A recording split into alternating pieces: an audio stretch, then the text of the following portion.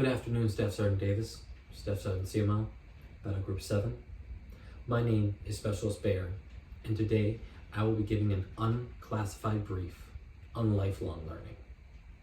We are in an indoor environment, so please be aware of any slips, trips, or falls.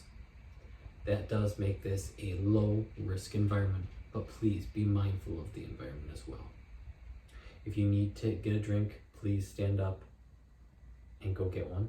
Or if you need to stand up to stretch in order to not fall asleep, please do so at this time. We will make sure to hold all questions until the end.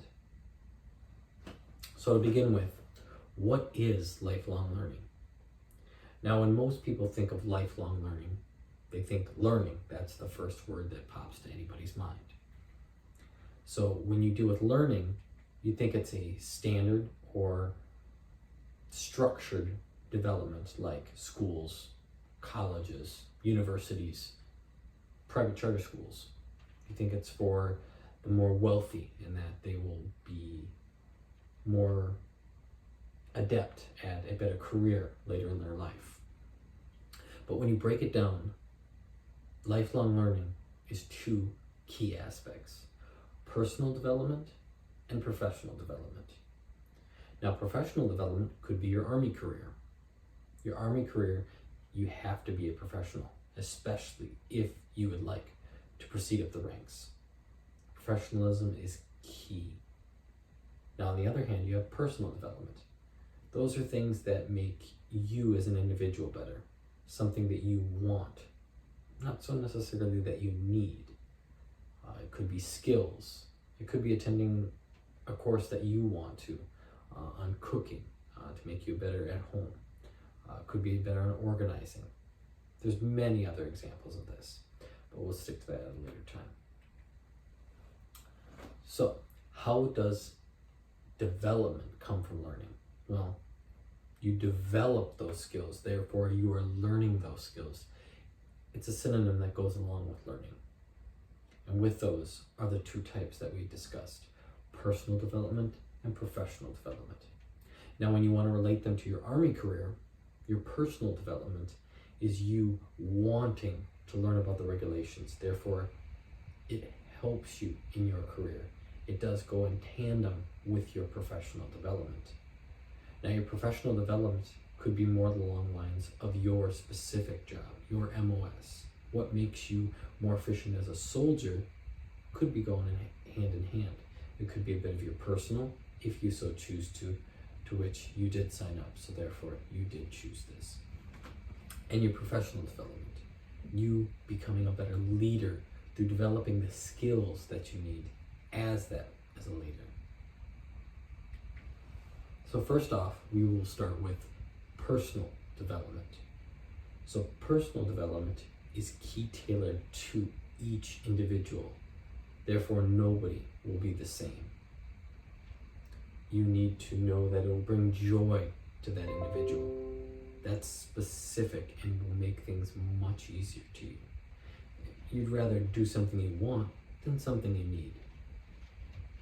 Now, when it comes to personal development, that is something that is close to the heart.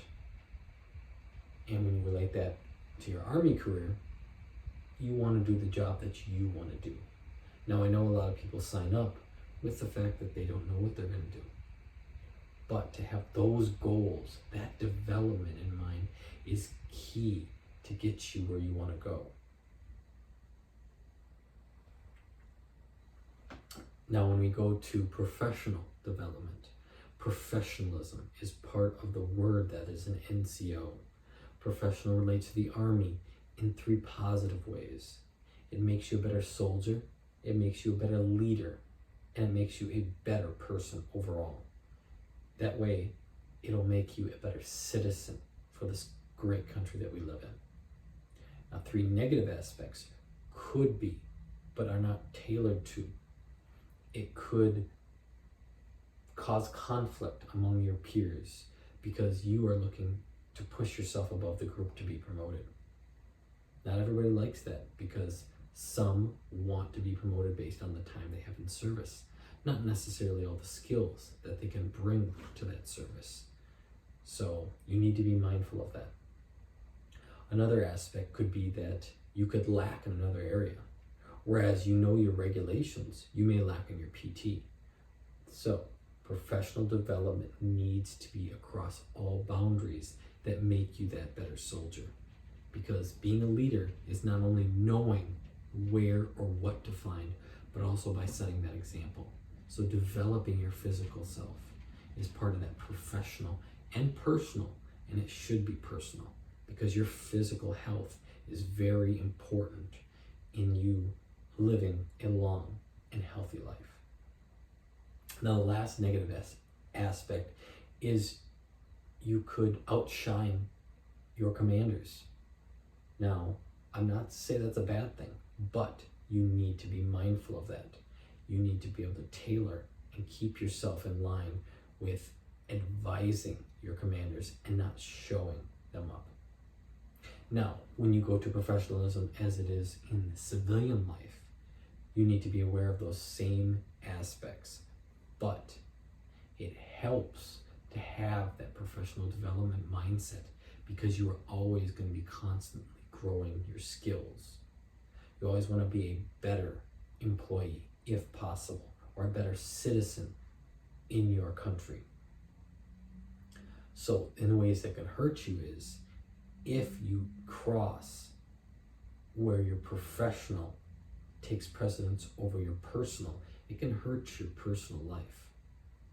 So you need to have those in tandem and in balance with one another.